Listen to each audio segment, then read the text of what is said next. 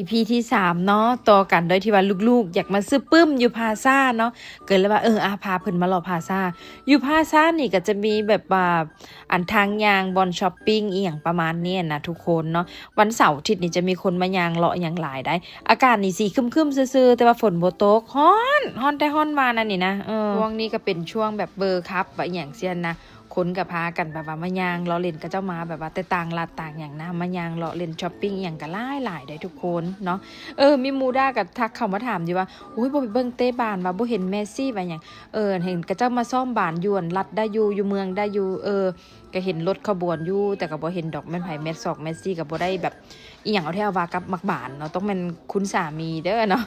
ปีนึงก็ประมาณ 6-700 เหรียญเนาะคันไปก็2พ่อแม่ก็พันไปดอนย่าแหละเสียดายเงินพาลูกไปกินอาหารแซ่บๆที่ว่าลูกๆมักดีกว่าหั่นนะ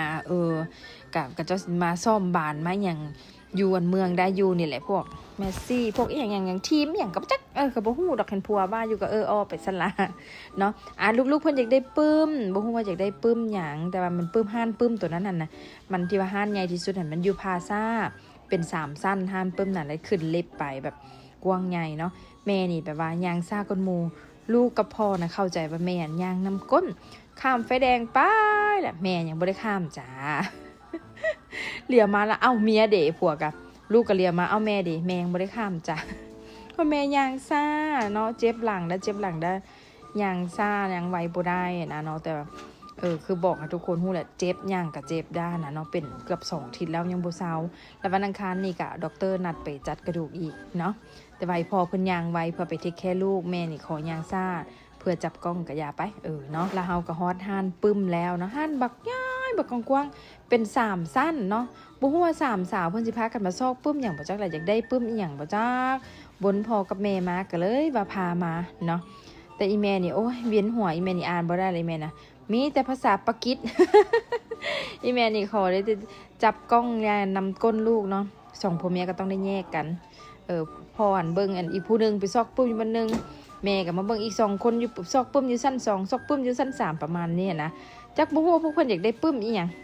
ก็ตามใจเนาะเฮาก็บ่เป็นหยังดอกซื้อปุ้มไปอ่านไปอีหยังเฮาก็บ่ว่าดอกเนาะดีกว่าให้ลูกติด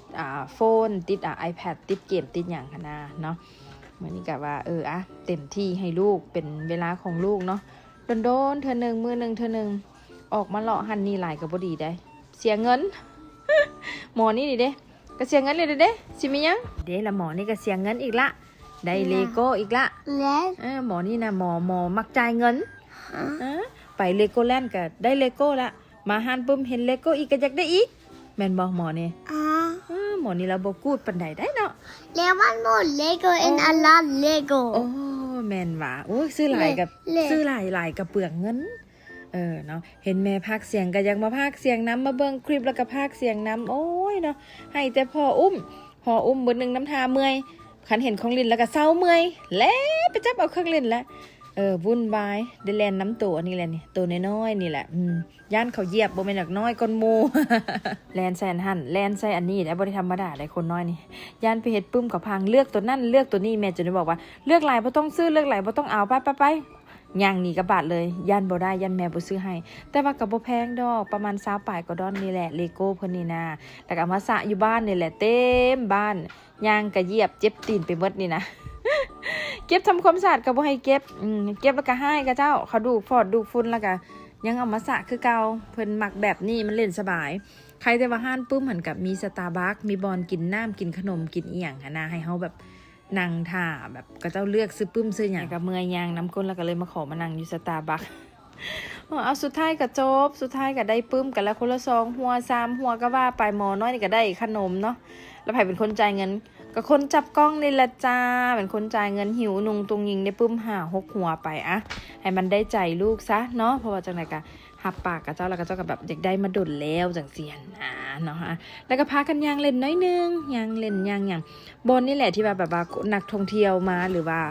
ผู้ใดมาแต่ต่างรัฐก็เจ้ามักจะมาเล่นอยู่พาซ่านี่แหละอยู่พาซ่าอยู่ระหว่างแคนซัสมิสซูรีนี่แหละเนาะมันจะมีห้างช้อปปิ้งแต่ละห้างทั้งไส้ทั้งขวบแบบถนนยางช้อปปิ้งเลยนะเนาะบางเทื่อเสาร์อาทิตย์เฮาไปนี่ก็เช่นแบบคนก็เจ้าแต่งโตแต่งอย่างแบบมาถ่ายรูปถ่ายอย่างประมาณนี้เนาะ แต่แบบพวกเสื้อผ้าพวกอย่างนะมื้อนี้นะอยู่พาซ่าเนี่ยโอ้ยแพงจ้าเนาะไปซื้ออยู่เอาเลทดีกว่าเนาะ เฮาก็พากันย่างเลาะเล่นซื้อดอกเก็บภาพบรรยากาศมาฝากทุกๆทนสิให้ซื้อนี่ก็บ่หรอกโอ้ยจักสิซื้อเป็นหยังเมื่อยแล้วก็สามสาวยังบ่แล้วได้ยังอยากไปห้านอีหยังเกาะลูลูเลมอนกับห้านอีหยังเพิ่นอีกบ่จ้าห้านนั่นวัยรุ่นน่ะนะก็เลยว่าเอาไปเบิ่งลูกก็เข้าไปเบิ่งคันเข้าไปห้านใดนะแม่นี่จะภาวนารู้ได้โอ้ยสาธุจะมีตัวมักเด้อสาธุจะมีตัวถึกตาเด้อคันมีตัวมักมีตัวถึกตาเฮาก็สิได้เสียเงินประมาณจังซี่หั่นนะแม่ก็ได้แบบว่าย่างห่างๆย่างห่วงๆดีกว่าเนาะคันเป็นย่างใกล้หลายมันสิเสียเงินแต่ก็คือว่าอะไรไปวัยรุ่นเนาะกำลังใหญ่ตัวนี้ก็ขับตัวนั่นก็ขับโน่นนี่นั่นตัวนี้ออกใหม่ตัวนั่นจังซี่หั่นนะก็เข้าใจเร็วเคยเป็นวัยรุ่นมาก่อนเนาะแต่สมัยค่อยนะบ่เคยพ่อแม่พาไปซื้อเสื้อผ้าจังซี่ได้โอ้ยเงินสิซื้อข้าวกรอบหม้อยังบ่มีแล้วที่สิมาใส่เสื้อผ้าใหม่ๆตามกระแสนี่โอ้ยบ่จ้ามันคนละยุคเนาะเอาให้จังได๋ซั่นหาเงินมากับเพื่อลูกเนาะเฮาต้องเข้าใจเนาะด้านไหนจะเป็นคนคิดซะว่าแบบเป็นคนคิดว่า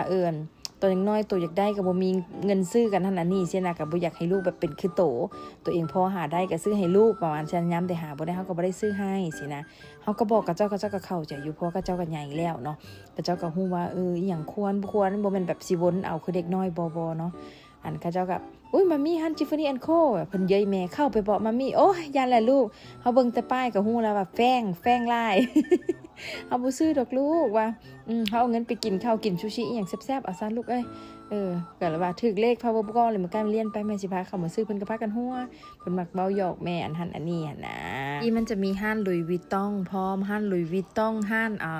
โรเล็กห้านอย่างเดี๋ยวนี้ก็น่าจะย้ายไปหมดแล้วเนาะประมาณนี้อ่ะสุดท้ายก็จบลงแล้วก็กลับบ้านจ้า EP ที่3นี่ก็จบลงแล้วขอบใจที่ให้เกียรติเบิ่งคลิปได้จนจบฝากกดไลค์กดแชร์เป็นกำลังใจให้ได้ลงคลิปใหม่ๆเด้อบ๊ายบาย